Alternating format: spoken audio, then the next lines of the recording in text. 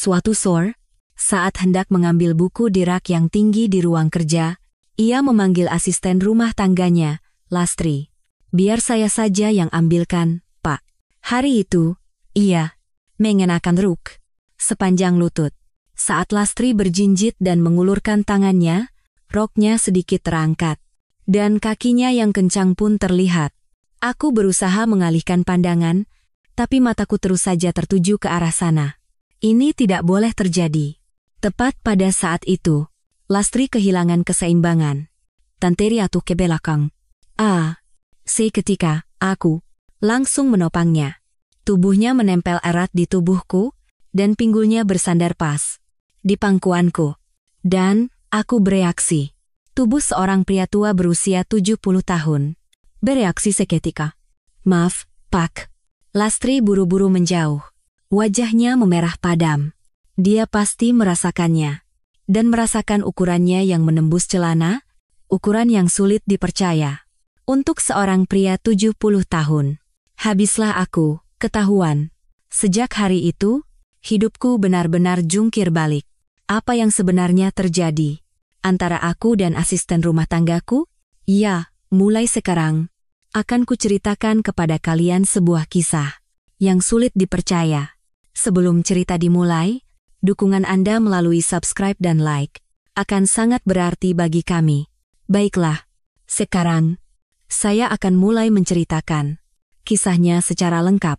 5 tahun yang lalu, saya pensiun dari jabatan presiden direktur. Saya melepaskan manajemen grup yang telah saya rintis selama 40 tahun. Ya, lalu, putraku, Bima, mewarisi jabatan tersebut, dan aku mulai menjalani hidup tenang. Di rumahku di kawasan Menteng, awalnya terasa menyenangkan. Setiap pagi, bisa bangun siang, menonton TV sepuasnya, dan pergi bermain golf. Namun, setelah sekitar 6 bulan, rasa hampa mulai menyelimuti. Aku sendirian di rumah yang besar ini. Malam hari terasa lebih sepi. Makan malam sendirian, menonton berita sendirian, dan tidur pun sendirian. Apa begini caranya menjadi tua? Saat itulah, putraku Bima mengundangku ke acara ulang tahun perusahaan. Sebagai mantan presiden direktur, aku hadir hanya sebagai formalitas. Setelah acara selesai, saat aku keluar dari lobi, seorang wanita menghampiriku. Permisi, apakah benar Anda Bapak Baskoro Wijoyo? Ya, betul. Saya Susan. Usia saya 62 tahun. Saya pernah mengikuti seminar Bapak. Maukah Anda minum kopi bersama? Dia adalah wanita dengan penampilan rapi dan tutur kata yang berkelas. Aku sulit menolaknya, jadi kami pergi ke kafe terdekat. Anda tinggal sendiri? Ya, saya bercerai 5 tahun lalu. Kalau Bapak? Istri saya meninggal dunia 10 tahun yang lalu. Kalau begitu, nasib kita mirip, ya. Dan sejak hari itu, dia yang lebih dulu menghubungiku. Kami bertemu beberapa kali lagi, dan dia memperlakukanku dengan sangat perhatian. Pak, hari ini cuaca dingin, pakai baju hangat ya. Jaga kesehatan. Bagiku yang kesepian, perhatiannya terasa sangat berharga. Hanya dengan ada seseorang yang peduli padaku, hatiku terasa hangat. Namun, jujur saja, aku juga merasakan ada sedikit kesan perhitungan darinya. Aku sadar bahwa dia mengincar hartaku. Tapi aku tidak peduli. Aku juga ingin menikah, karena kesepian. Kupikir ini adalah transaksi yang saling menguntungkan. Yang penting tidak kesepian lagi. Di usiaku yang sekarang, apalagi yang bisa kuharapkan? Kami pun menikah. Pernikahan kami diadakan secara sederhana, hanya dihadiri keluarga. Putraku, Bima, tersenyum dan memberikan selamat. Selamat, Ayah. Semoga bahagia. Ya, terima kasih, Nak. Kami berbulan madu ke Bali selama seminggu. Cuacanya cerah, dan Susan selalu menggandeng lenganku dengan mesra. Sekarang aku tidak akan kesepian lagi. Begitu pikirku. Namun, pada malam pertama kami kembali ke Jakarta, saat kami berada di kamar tidur utama di rumah Menteng, segalanya berubah. Saat aku selesai mandi dan duduk di tempat tidur, Susan keluar dari kamar mandi. Ekspresi wajahnya yang mengenakan jubah mandi terlihat agak kaku. Sayang, aku menyapanya lebih dulu. Lalu, dia duduk di tepi ranjang dan melirik ke arahku. Saat melihat itu, ku yang tampak dari balik jubah, wajahnya seketika menegang. Ini, agak. Tidak, bukan apa-apa. Susan memalingkan wajahnya. Ya, itu, ku memang berukuran di atas rata-rata. Bawaan fisik sejak lahir. Bahkan saat muda dulu, istri pertamaku juga terkejut pada awalnya. Tapi kalau pelan-pelan pasti tidak apa-apa. Aku meletakkan tanganku di bahunya. Namun, Susan menghindar. Jangan. Ini tidak mungkin. Tapi, dari awal juga kita tahu, ini tidak akan mudah, kan? Usia saya sudah 62 tahun. Ucapnya dengan dingin sambil bergeser ke ujung ranjang. Malam ini kita tidur saja, aku lelah. Malam itu, aku bahkan tidak bisa mencoba. Susan tidur membelakangiku di ujung ranjang, dan aku di ujung yang lain. Meskipun ranjangnya luas, kehangatan di antara kami sama sekali tidak terasa. Besok mungkin akan lebih baik. Yo, tapi keesokan malamnya pun sama saja. Hari ini aku lelah. Seminggu berlalu, 2 minggu, lalu sebulan. Setiap kali, hanya jawaban aku lelah, kepalaku sakit, atau kondisiku sedang tidak baik yang kudapat. Pada akhirnya, aku tidak pernah sekalipun menjalani malam sebagai sepasang suami istri. Sekitar sebulan kemudian, Susan berkata, "Pak, bolehkah saya tidur di kamar sebelah?" "Kenapa? Apa karena kebiasaan tidurmu buruk?" "Iya, saya khawatir mengganggu tidur Bapak." "Baiklah, lakukan saja sesukamu." "Terima kasih." Begitulah, Susan dengan wajarnya pindah ke kamar sebelah.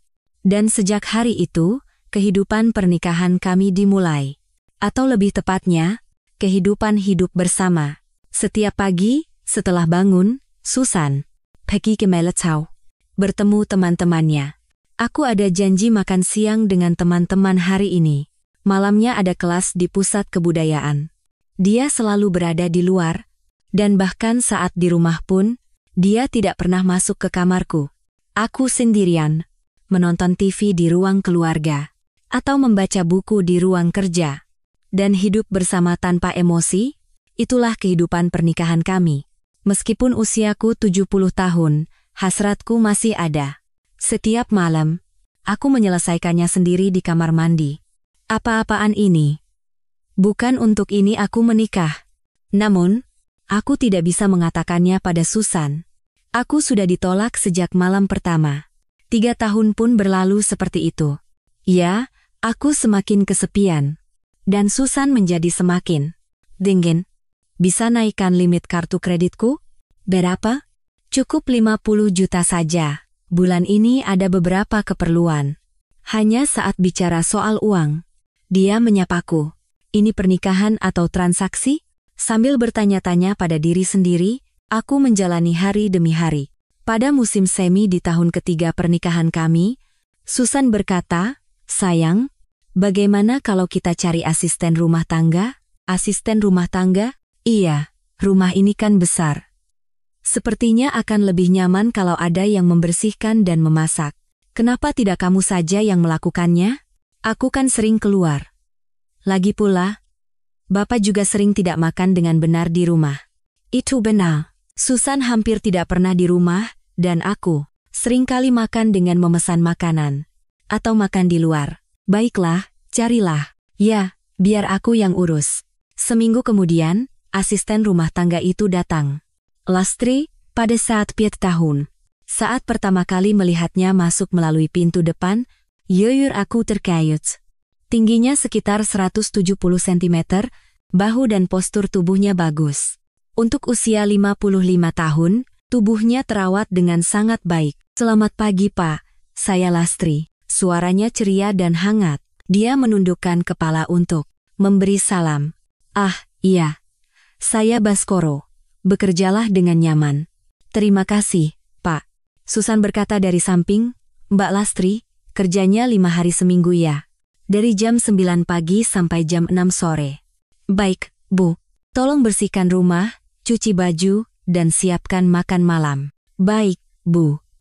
Saya akan bekerja dengan baik. Dan sejak hari itu, Lastri mulai bekerja di rumah kami. Beberapa hari pertama terasa canggung. Lastri diam-diam membersihkan rumah, mencuci, dan menyiapkan makan malam. Aku menghabiskan waktu dengan membaca di ruang kerja atau menonton TV di ruang keluarga. Namun, setelah sekitar seminggu, segalanya berubah. Pak, hari ini cuacanya bagus, sebaiknya Bapak jalan-jalan pagi.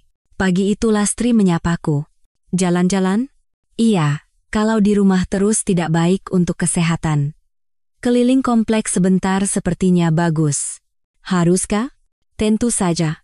Usia 70 tahun harus lebih banyak berolahraga. Wajahnya yang tersenyum saat bicara terlihat cerah.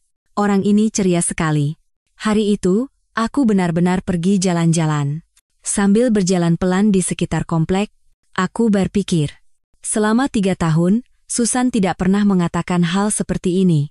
Ada seseorang yang memperhatikan kesehatanku, itu terasa baru bagiku. Beberapa hari kemudian, saat aku lupa waktu, minum obat. Pak, sudah waktunya minum obat darah tinggi. Lastri datang membawa Danova. Oh, iya, terima kasih.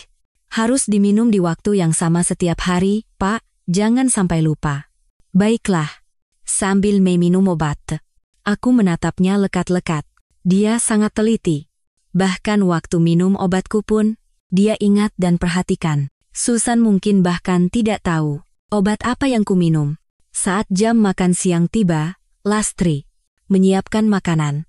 Pak, hari ini saya masak sop buntut. Sop buntut? Iya, resep dari ibu saya. Silakan dicoba. Ketika aku menyuap sesendok ke mulut, aku sangat terkejut. Rasa apa ini? Rasa yang kaya dan gurih menyebar di mulutku. Ini adalah rasa masakan ibuku waktu aku kecil. Enak sekali. Syukurlah. Silakan dimakan yang banyak, Pak. Lastri tersenyum cerah. Melihat senyum itu, hatiku terasa hangat.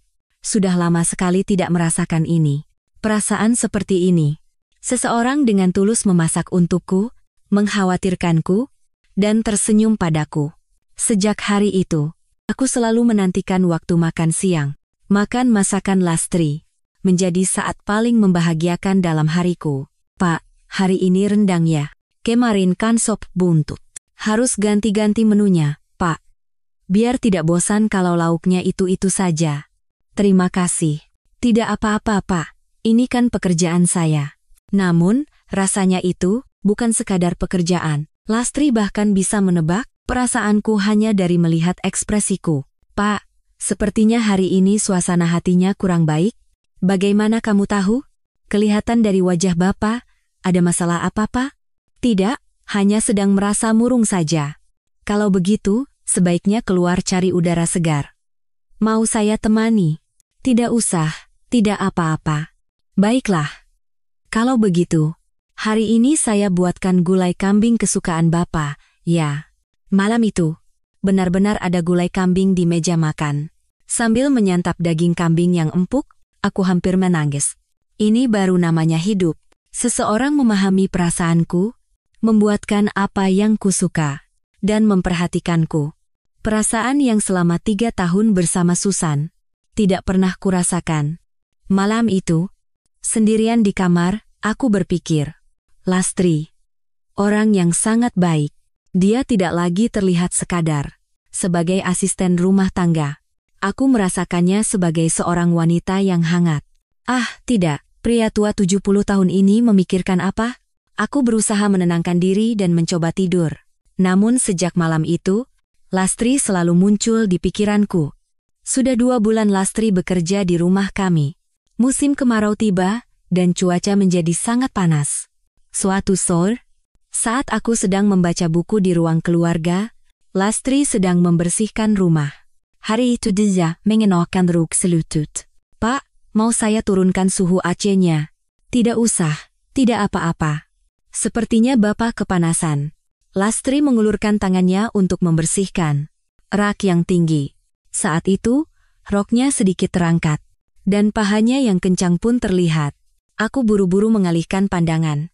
Apa yang kau lakukan, Baskoro? Tapi mataku terus saja tertuju ke arah sana. Meskipun Lastri berusia 55 tahun, tubuhnya terawat dengan sangat baik. Tingginya semampai dan bahunya bidang, membuatnya terlihat bagus saat berpakaian. Pinggangnya ramping, kakinya jenjang dan kencang.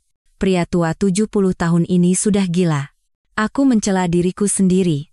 Namun, sejak hari itu, aku terus melihat Lastri dengan cara yang berbeda. Pagi ini saat Lastri membuka pintu depan dan masuk, Yantung kubede ba. Selamat pagi Pak. Ah, ya, selamat pagi. Tadi malam tidurnya nyenyak, Pak? Ya, nyenyak sekali. Syukurlah. Pagi ini mau sarapan apa? Apa saya? Kalau begitu saya buatkan roti panggang dan telur mata sapi, ya. Sambil melihat punggungnya yang berjalan ke dapur, aku menggela napas. Ini tidak boleh terjadi. Tetapi hatiku tidak bisa diatur sesukaku. Saat makan siang, saat Lastri tersenyum, saat dia lewat di sampingku, aku selalu menjadi sadar akan kehadirannya. Suatu malam, Susan sedang pergi keluar, dan di rumah hanya ada aku dan Lastri. Pak, makan malam sudah siap. Terima kasih. Saat aku makan sendirian di meja makan, Lastri sedang mencuci piring. Aku melihat punggungnya yang berdiri di depan wastafel, pinggangnya yang ramping dan siluet tubuhnya terlihat jelas dari balik pakaiannya. Aku meletakkan sendokku dan meneguk air. Tetapi itu, ku bereaksi. Tubuh ini, yang selama 3 tahun tidak bisa melakukan apa-apa dengan Susan, kini bereaksi hanya dengan melihat Lastri. Apa ini masuk akal? Aku merasa konyol. Tapi di saat yang sama, aku juga terkejut. Ternyata aku masih bisa seperti ini. Hari itu, aku menyadari dengan pasti bahwa seorang pria tua 70 tahun masih memiliki hasrat. Malam itu, di kamar mandi, aku membayangkan Lastri. Senyumnya, suaranya yang hangat, tubuhnya yang kencang. Ya, ini tidak boleh terjadi, tapi aku tidak bisa menghentikannya. Setelah mandi dan berbaring di tempat tidur, pikiranku menjadi kalut. Pernikahanku dengan Susan sudah seperti berakhir. Sudah 3 tahun kami pisah kamar. Tidak ada percakapan yang berarti, dan tidak ada ikatan emosional sama sekali. Tapi, apakah benar menaruh hati pada Lastri, asisten rumah tanggaku? Perbedaan usia kami 15 tahun, dan lagi pula dia bekerja di rumahku. Secara etika maupun akal sehat, ini adalah hal yang tidak masuk akal. Ya, tapi hatiku sudah terlanjur bergerak. Jantungku berdebar saat memikirkan Lastri dan melihat wajahnya yang tersenyum. Membuat hariku bahagia. Apa yang harus kulakukan? Malam-malam tanpa tidur terus berlanjut. Seminggu telah berlalu. Aku berusaha keras menyembunyikan perasaanku pada Lastri. Aku mencoba bersikap seperti biasa, berbicara seperti biasa, dan menjalani hari seperti biasa. Tapi itu tidak mudah. Suatu sore, aku sedang mencari buku di ruang kerja. Aku butuh buku yang ada di rak paling atas, tapi tanganku tidak sampai. Aku hendak mengambil kursi untuk naik, tapi Lastri masuk. Pak, cari buku apa? Ah, buku yang di atas itu. Biar saya saja, Pak. Berbahaya. Lastri mendekat. Tingginya 170 cm, sedikit lebih pendek dariku, tapi sepertinya bisa dijangkau jika ia mengulurkan tangan. Buku yang biru itu, ya, yang itu. Lastri berjinjit dan mengulurkan tangannya. Aku pun ikut mengulurkan tangan untuk mencoba mengambil buku itu. Tepat pada saat itu, Lastri kehilangan keseimbangan dan terjatuh ke belakang. Ah, seketika aku menopangnya. Aku merengkuh pinggangnya dengan kedua tangan untuk menahannya agar tidak jatuh. Tapi pada saat itu, tubuhnya menempel erat di tubuhku. Punggungnya menyentuh dadaku, dan tubuh kami saling menempel. Saat itu, terjadi sesuatu yang memalukan. Tubuh seorang pria tua, 70 tahun bereaksi. Maaf, Pak. Lastri buru-buru bangkit dan menjauh. Wajahnya memerah. Tidak apa-apa, kamu tidak terluka, kan? Wajahku juga terasa panas. Iya, tidak apa-apa, Pak. Lastri menundukkan kepalanya. Tapi ekspresinya aneh. Terlihat bingung dan terkejut. Ya, dia pasti merasakannya. Saat itu, ku menyentuhnya, Dia pasti merasakan betapa besarnya itu. Pak, saya lanjut bersih-bersih dulu ya. Ah, ya. Lastri bergegas keluar dari ruang kerja. Aku berdiri terpaku di tempat dan menghela napas. Habislah aku, ketahuan. Aku merasa malu. Karena ketahuan bahwa aku, seorang kakek 70 tahun, merasakan nafsu pada asisten rumah tanggaku. Sekarang bagaimana? Aku khawatir Lastri akan menganggapku sebagai kakek-kakek aneh. Tapi malam itu, sikap Lastri terasa aneh. Bukannya menyapa dengan ceria seperti biasa, dia berbicara dengan sedikit hati-hati. Pak, makan malam sudah siap. Ya, terima kasih. Hari ini saya masak gulai, Pak. Kapan singkat. Biasanya dia akan bertanya macam-macam dan berbicara sambil tersenyum, tapi hari itu berbeda. Lastri terlihat canggung di dekatku, dan aku pun canggung di dekatnya. Setelah selesai makan dan berjalan ke ruang keluarga, aku mendengar suara Lastri dari belakang. Pak. Ya? Aku berbalik dan melihat Lastri berdiri di sana. Bapak. Tidak apa-apa? Apanya? Ah, yang tadi di ruang kerja? Oh, itu. Tidak apa-apa. Jangan dipikirkan. Baik, Pak. Lastri mengangguk dan kembali ke dapur. Tapi sejak hari itu, sesuatu berubah. Cara Lastri menatapku berbeda. Dia tidak lagi tersenyum santai seperti dulu, dan bersikap lebih hati-hati. Dan terkadang, saat aku lewat, aku merasa dia melirik ke arah celanaku. Jangan-jangan dia memikirkannya, tapi aku tidak bisa yakin. Beberapa hari berlalu seperti itu. Aku mencoba menjaga jarak dengan Lastri, dan Lastri pun menjaga jarak yang wajar denganku. Tapi di dalam hati, kami saling menyadari keberadaan satu sama lain. Aku bisa merasakannya. Seminggu kemudian, Susan berkata, "Sayang, minggu ini aku mau ke Surabaya dengan teman-teman." Surabaya? Iya, mau liburan sekitar seminggu. Seminggu? Kenapa? Tidak boleh? Bukan begitu. Tapi, naikkan limit kartuku ya. Perlu untuk biaya perjalanan. Berapa? 30 juta saya. Aku menghela napas. Ya, Susan selalu hanya bicara soal uang. Baiklah, terima kasih. Aku berangkat hari Senin nanti. Oke. Susan masuk ke kamarnya, dan aku ditinggal sendirian di ruang keluarga. Pergi selama seminggu. Sebenarnya tidak masalah. Toh aku dan Susan tidak pernah bicara, dan aku tetap merasa kesepian meski dia ada. Tapi di sisi lain, aku berpikir, kalau begitu, di rumah hanya ada aku dan Lastri, jantungku berdebar kencang. Hari Senin tiba. Susan keluar dari pintu depan sambil menarik koper besarnya. Aku berangkat ya. Iya, hati-hati di jalan. Mbak Lastri, tolong jaga Bapak baik-baik ya. Baik, Bu.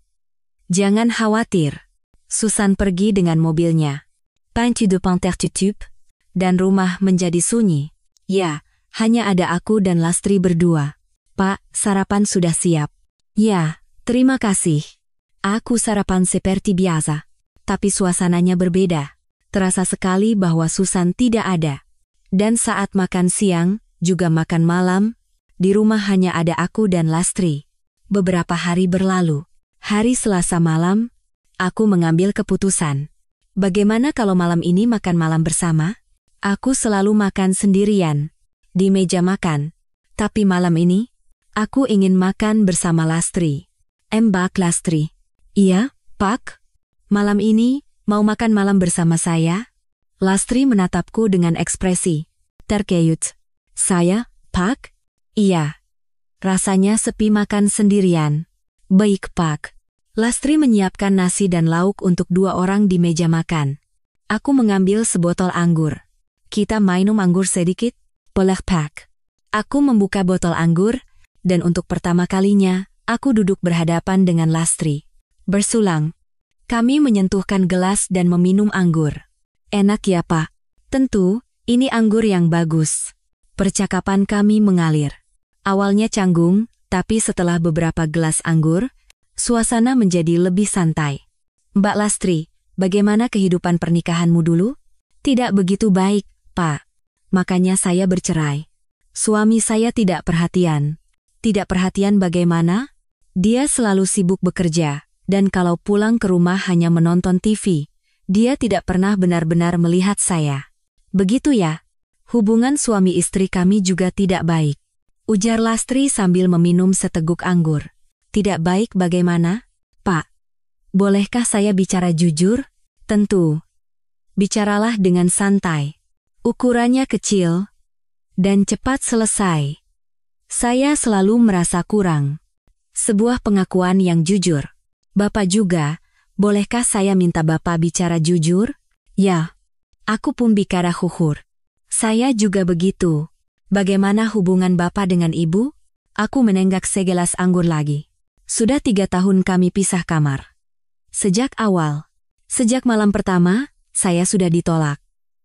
Katanya ukurannya terlalu besar dan menyulitkan. Lastri membelalakan matanya. Jadi selama 3 tahun kami pisah kamar. Tidak pernah sekalipun berhubungan badan. Kalau begitu, Bapak pasti sangat kesepian. Sangat kesepian. Meskipun usiaku 70 tahun, hasratku masih ada. Tentu saja, kata Lastri sambil menatapku. Saya tahu itu waktu di ruang kerja, saat saya terjatuh. Wajahku terasa panas. Waktu itu. Terasa sekali, Pak. Betapa besarnya milik Bapak. Lastri tersenyum simpul. Meskipun nadanya bercanda, wajahku semakin memanas. Maafkan saya. Saya tidak bisa mengendalikannya. Lastri meminum segelas anggur lagi dan berkata, tidak apa-apa, jujur saja saya kaget. Bagaimana bisa pria 70 tahun masih seperti itu? Lastri meletakkan gelasnya. Dan saya merasa kasihan, Bapak harus menahannya selama 3 tahun. Tatapan mata Lastri berubah. Ada emosi yang berbeda di dalamnya. Pak, ya? Sebenarnya, ada yang ingin saya akui. Mengaku? Setelah bercerai, hidup saya sangat sulit, kata Lastri sambil menunduk. Baik secara finansial maupun mental, saya benar-benar terpuruk. Di usia 55 tahun menjadi janda, saya bingung harus bagaimana menjalani hidup ke depannya. Begitu ya? Saat saya diterima bekerja sebagai asisten rumah tangga di sini, rasanya seperti diselamatkan. Sungguh. Lastri mengangkat kepalanya dan menatapku. Bekerja di rumah Bapak membuat hidup saya stabil dan hati saya menjadi tenang. Syukurlah kalau begitu. Bukan hanya itu. Bapak memperlakukan saya sebagai manusia. Itu kan hal yang wajar. Tidak, Pak. Bapak setiap hari mengucapkan terima kasih, menanyakan perasaan saya, dan peduli jika saya terlihat lelah. Suara Lastri bergetar. Karena itu saya selalu memikirkan Bapak. Kenapa orang sebaik ini harus hidup dalam kesepian? Lastri, aku juga kesepian. Selama 5 tahun. Tapi Bapak. Lastri menatapku lurus. Terlihat berbeda bagiku. Karena Bapak adalah orang yang memberiku kehangatan. Jantungku berdebar kencang. Botol anggur sudah kosong. Aku dan Lastri duduk berhadapan, saling menatap. Suasana terasa berat. Atau mungkin panas. Lastri. Iya, Pak? Aku akan bicara jujur. Iya, aku. Mataku selalu tertuju padamu. Mata Lastri membelalak. Awalnya aku hanya menganggapmu sebagai asisten rumah tangga yang baik, tapi sekarang tidak lagi. Setiap kali kamu tersenyum, memasak, atau memperhatikanku, jantungku berdebar. Pak, maafkan aku. Pria tua 70 tahun mengatakan hal ini. Tapi aku tidak bisa menahannya lagi. Lastri menundukkan kepalanya. Setelah hening sejenak, dia membuka mulutnya. Saya juga, Pak. Apa? Saya juga. Menaruh hati pada Bapak. Jantungku terasa mau copot. Awalnya saya hanya menganggap Bapak sebagai orang yang baik. Tapi sejak kejadian di ruang kerja itu, saya jadi terus memikirkan Bapak. Lastri mengangkat wajahnya. Matanya berkaca-kaca. Saya wanita aneh, ya? Seorang asisten rumah tangga punya perasaan seperti ini pada majikannya. Tidak. Sama sekali tidak aneh. Aku mengulurkan tangan dan menggenggam tangannya. Tangan kami berdua gemetar. Lastri. Iya, Pak. Aku menyukaimu. Sebagai seorang wanita. Saya juga menyukai Bapak. Sebagai seorang pria, kami saling berpandangan. Seorang pria 70 tahun dan wanita 55 tahun. Majikan dan asisten rumah tangga. Secara akal sehat, ini adalah hubungan yang tidak masuk akal. Tapi pada saat itu, hal-hal seperti itu tidak lagi penting. Pak. Ya? Bolehkah saya membantu Bapak? Tanya Lastri dengan hati-hati. Membantu apa? Kekosongan yang Bapak tahan selama 3 tahun. Bolehkah saya mengisinya? Napasku tertahan. Sungguh? Tidak apa-apa? Iya. Saya juga kesepian. Dan jika bersama Bapak, saya rasa saya juga akan bahagia. Aku tidak bisa menahannya lagi. Aku bangkit dan memeluknya. Tubuh wanita 55 tahun yang kencang berada dalam dekapanku. Lastri. Pak. Kami saling memeluk erat. Aku tidak tahu sudah berapa lama aku tidak memeluk seorang wanita seperti ini. Kita ke kamar? Pisik Lastri. Sambil berpegangan tangan, kami menuju kamar tidur. Jantungku berdebar seperti orang gila. Ajaib rasanya jantung pria tua 70 tahun bisa berdebar sekeras ini. Aku menutup pintu kamar tidur. Dalam kegelapan, aku berhadapan dengan Lastri. Pak, Bapak tegang ya? Sangat. Sebenarnya bukan tegang, tapi khawatir. Bagaimana jika aku ditolak lagi? Aku teringat ekspresi wajah Susan pada malam pertama, yang menegang saat melihat tubuhku. Lastri, jangan memaksakan diri. Kalau tidak sanggup, katakan saja. Lastri menggenggam tanganku. Tidak apa-apa, Pak. Saya berbeda. Justru, saya menantikannya. Lastri tersenyum.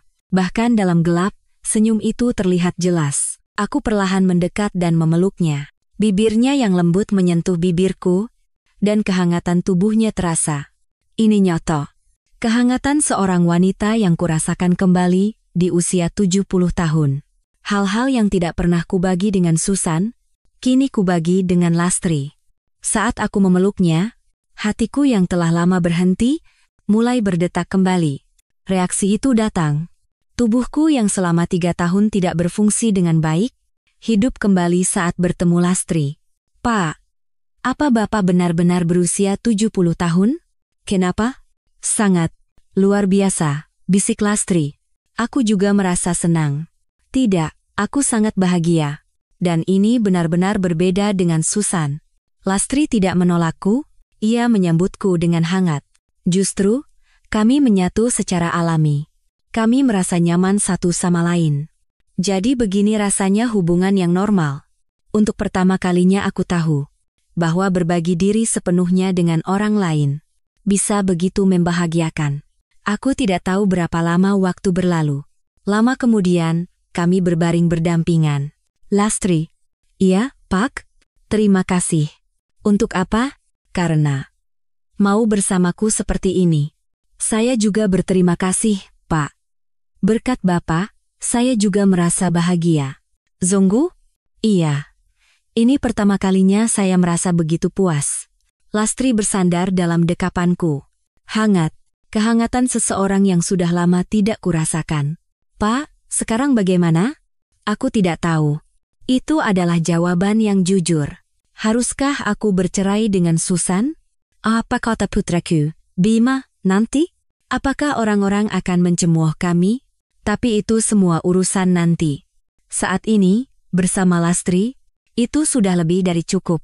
Untuk sementara, kita harus hati-hati. Supaya istrimu tidak tahu. Iya, kami tertidur sambil berpelukan. Selama 70 tahun hidup, rasanya baru kali ini aku tidur sebahagia ini. Keesokan paginya, saat aku membuka mata, Lastri sudah tidak ada. Kemana dia? Aku bangkit dan pergi ke ruang keluarga. Ternyata Lastri sedang menyiapkan sarapan. Pak, sudah bangun? Ya. Tidurmu nyenyak? Sangat nyenyak. Lastri tersenyum cerah. Aku sadar. Kejadian semalam bukanlah mimpi. Kami berbincang sambil sarapan. Hari ini mau melakukan apa? Tidak ada yang spesial. Kalau begitu, nanti siang saya buatkan sesuatu yang spesial. Apa itu? Rahasia. Lastri tersenyum yenaka. Wajahnya terlihat sangat cantik. Siang harinya, Lastri membuatkan rendang. Ini kan makanan kesukaanku. Saya tahu. Saya tahu semua kesukaan Bapak. Bagaimana kamu bisa tahu? Kelihatan dari ekspresi Bapak. Bapak terlihat paling bahagia saat makan rendang. Begitu ya? Lastri tersenyum sambil menyendokkan nasi untukku. Saat itu aku sadar. Orang ini benar-benar mengenalku.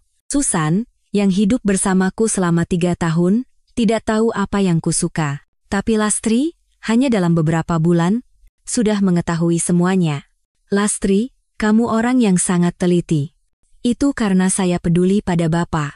Terima kasih. Sama-sama, Pak. Setelah makan, kami minum kopi sambil berbincang. Lastri, waktu muda dulu, apa yang ingin kamu lakukan? Saya? Saya ingin belajar main piano. Piano? Iya. Waktu kecil saya ingin sekali ikut les piano. Tapi karena keluarga miskin jadi tidak bisa. Begitu ya? Sekarang pun kalau dengar suara piano, rasanya senang. Kalau begitu, belajarlah. Belajar main piano sekarang juga. Sekarang, usiaku sudah 55 tahun, sudah terlambat. Tidak ada kata terlambat. Kalau ingin, ya lakukan saja. Tapi, aku akan belikan piano.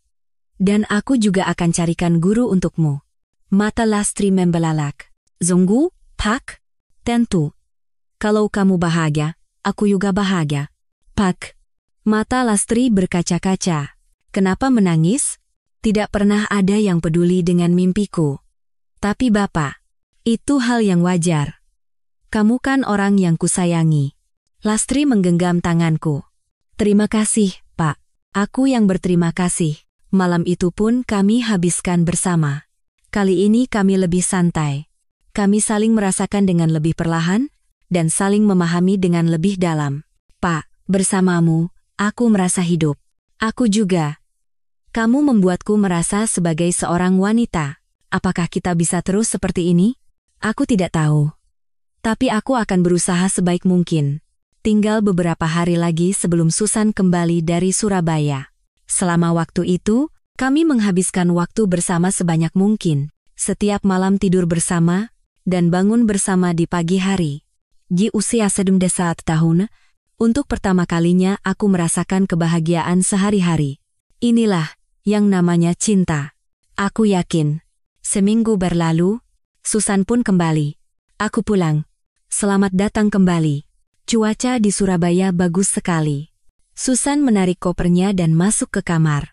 Baginya, semua sama seperti biasa. Tapi aku berbeda. Setelah menghabiskan seminggu bersama Lastri, melihat Susan terasa lebih canggung. Mbak Lastri, selama saya tidak ada, Bapak dijaga baik-baik kan?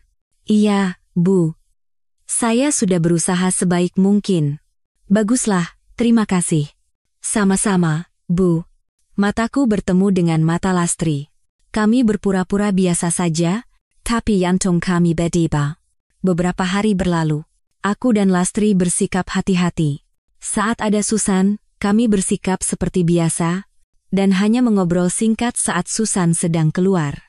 Namun, suatu hari Susan berkata, "Sayang, akhir-akhir ini wajahmu terlihat ceria ya." Masa? Iya, dulu kelihatannya selalu lesu, sekarang lebih cerah. Mungkin karena aku mulai olahraga. Olahraga? Iya, jalan pagi, peregangan, mungkin karena itu. Susan menatapku dengan tajam. Jangan-jangan dia curiga? Aku merasa cemas. Beberapa hari kemudian, Susan berkata lagi, asisten rumah tangga itu juga kelihatannya lebih ceria ya? Oh ya? Pakaiannya jadi lebih bagus, dan dia juga mulai dandan. Entahlah, aku tidak terlalu memperhatikan. Dia juga kelihatannya sering mengobrol denganmu ya? Tidak juga. Paling hanya menyapa saat makan. Begitu ya? Kenapa? Apa ada yang aneh? Tidak, hanya bertanya saja. Tatapan mata Susan masih penuh curiga. Sejak hari itu, Susan mulai mengamati Lastri dengan seksama. Saat Lastri membersihkan rumah, memasak, Susan selalu memperhatikannya. Mbak Lastri, kelihatannya sedang senang ya? Begitu ya? Bu, ada kabar baik? Tidak, Bu. Mungkin karena cuacanya bagus saja. Oh, pertanyaan-pertanyaan Susan terus berlanjut. Aku dan Lastri menjadi lebih berhati-hati. Saat ada Susan, kami hampir tidak pernah bicara, dan berusaha untuk tidak saling menatap. Namun, 2 kali seminggu, hari Selasa dan Kamis, adalah hari di mana Susan bertemu teman-temannya. Dan hanya pada hari itulah aku dan Lastri bisa bersama. Pak, aku merindukanmu. Aku juga. Meskipun hanya sebentar, kami bisa bersama, saling memeluk, berbincang, dan menikmati waktu yang membahagiakan. Tapi aku merasa cemas. Suatu saat pasti akan ketahuan. Pikiran itu tidak pernah lepas dari kepalaku. Sebulan berlalu. Aku dan Lastri bertemu setiap hari Selasa dan Kamis. Meskipun berhati-hati, perasaan kami terhadap satu sama lain semakin dalam. Suatu Kamis sore, Susan pergi keluar, dan di rumah hanya ada aku dan Lastri. Pak, hari ini ada waktu? Tentu saja. Kami pergi ke kamar tidur. Sinar matahari sore menembus celah gorden, dan dalam cahaya itu, Lastri terlihat sangat cantik. Kami saling memeluk dan bercinta. Aku tidak tahu berapa lama waktu berlalu. Saat itu, tiba-tiba terdengar suara pintu depan terbuka. Sayang. Suara Susan. Jantungku seakan berhenti. Bagaimana ini?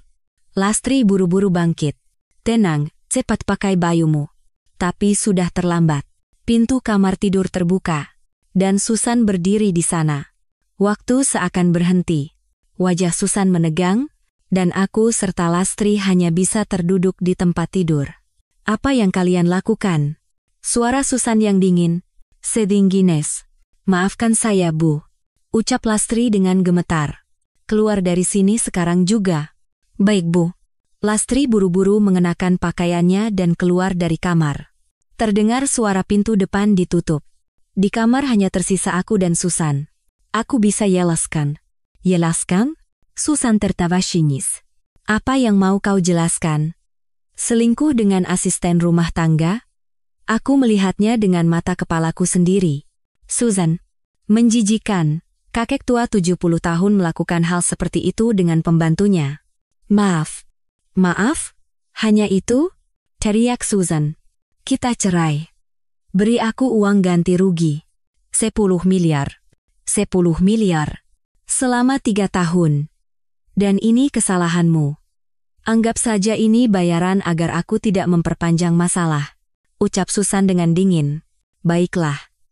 Tapi ada syaratnya. Jangan sampai berita ini masuk media. Dan jangan ceritakan detailnya pada putraku. Setuju. Besok aku panggil pengacara. Kita tanda tangani suratnya dan selesaikan semua. Susan keluar dari kamar. Aku sendirian di tempat tidur. Selesai sudah. Pernikahan selama 3 tahun berakhir seperti ini. Tapi aku tidak merasa sedih. Justru aku merasa lega. Apakah sekarang aku bebas? Aku teringat pada Lastri. Apa dia baik-baik saja? Keesokan paginya, aku menelepon Lastri, tapi tidak diangkat. Kemana dia? Aku merasa cemas.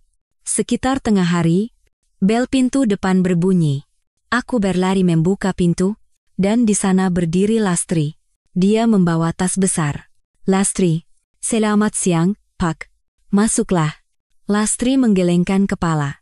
Tidak bisa, Pak, saya harus berhenti. Apa? Ibu sudah tahu. Saya tidak bisa bekerja di sini lagi. Tapi, maafkan saya, Pak. Semua ini terjadi karena saya. Mata Lastri berkaca-kaca. Bukan. Ini salahku. Bukan, Pak. Saya yang melewati batas. Seorang asisten rumah tangga. Jangan bicara seperti itu. Teriakku. Kamu bukan sekadar asisten rumah tangga. Kamu orang yang berharga bagiku. Tapi kenyataannya berbeda, Pak. Lastri menundukkan kepalanya. Saya akan pulang ke kampung. Sepertinya itu yang terbaik. Kemana? Ke Solo. Ada rumah kerabat di sana. Jangan pergi. Tetaplah di sisiku, kumohon. Lastri menangis. Tidak bisa, Pak. Saya tidak punya muka untuk bertemu putra Bapak, dan orang-orang akan mencemooh kita. Aku tidak peduli. Tapi saya peduli. Teriak Lastri. Saya tidak tahan melihat Bapak dicemooh. Hidup Bapak tidak boleh hancur karena saya. Hidupku sudah hancur.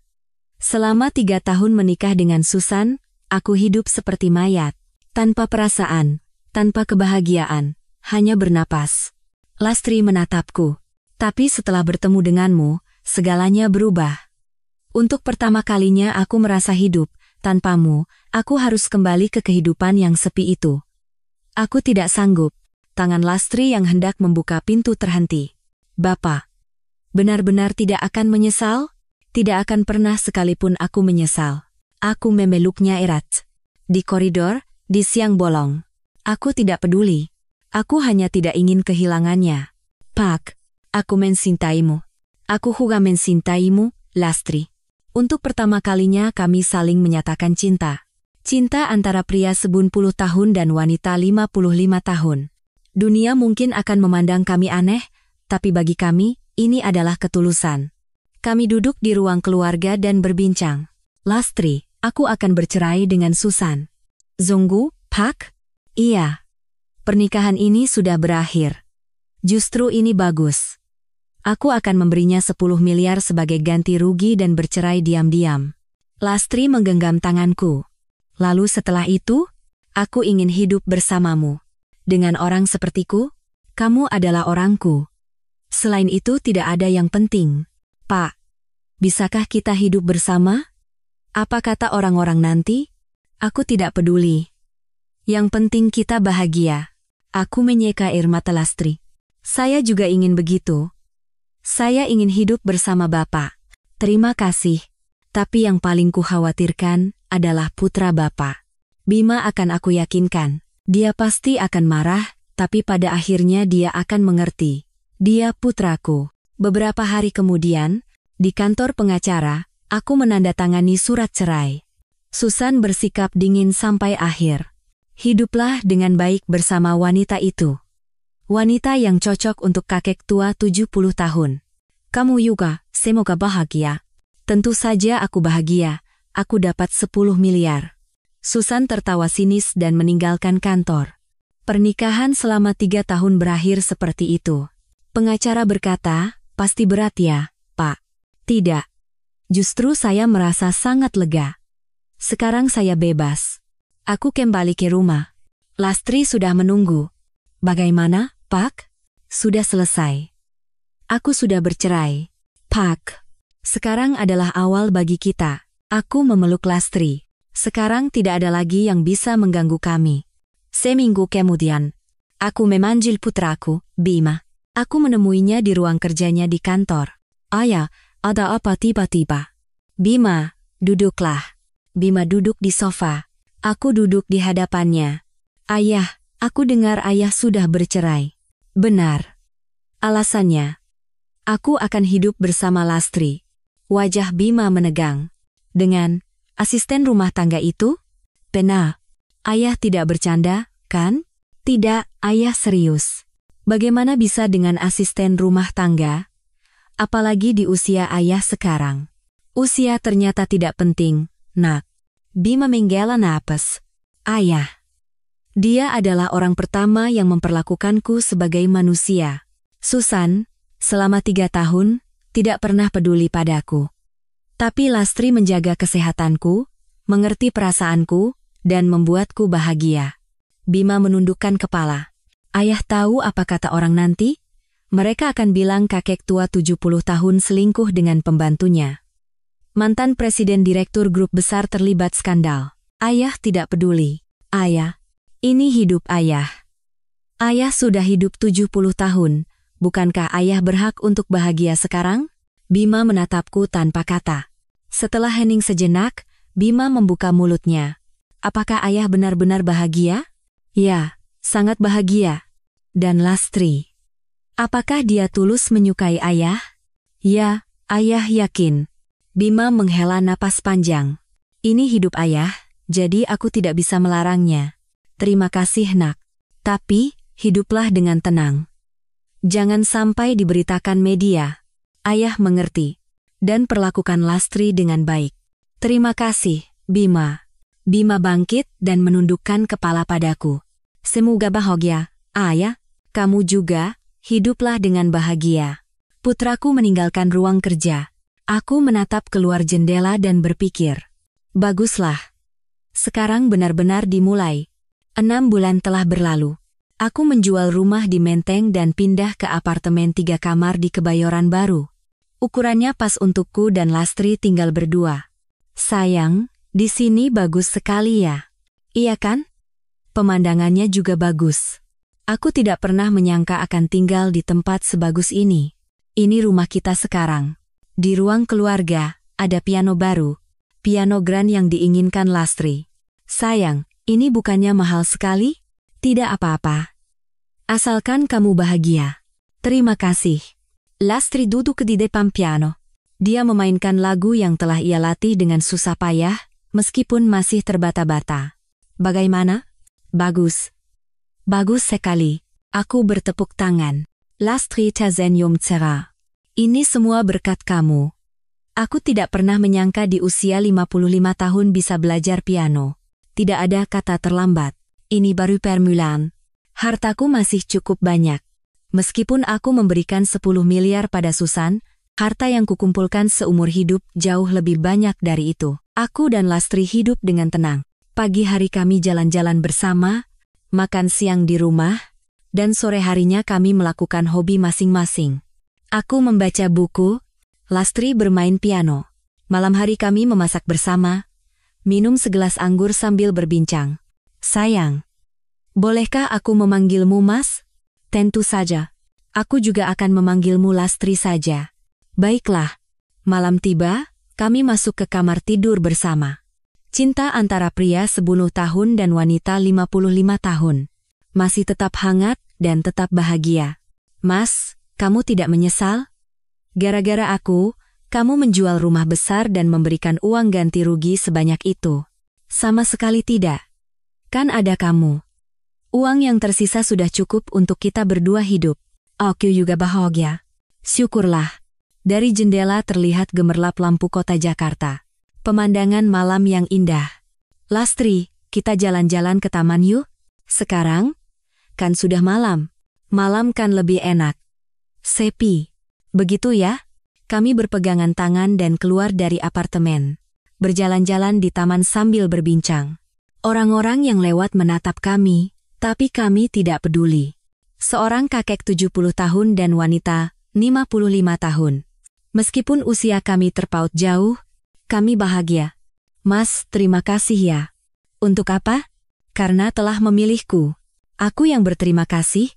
Karena telah memilih kakek tua 70 tahun ini, usia hanyalah angka.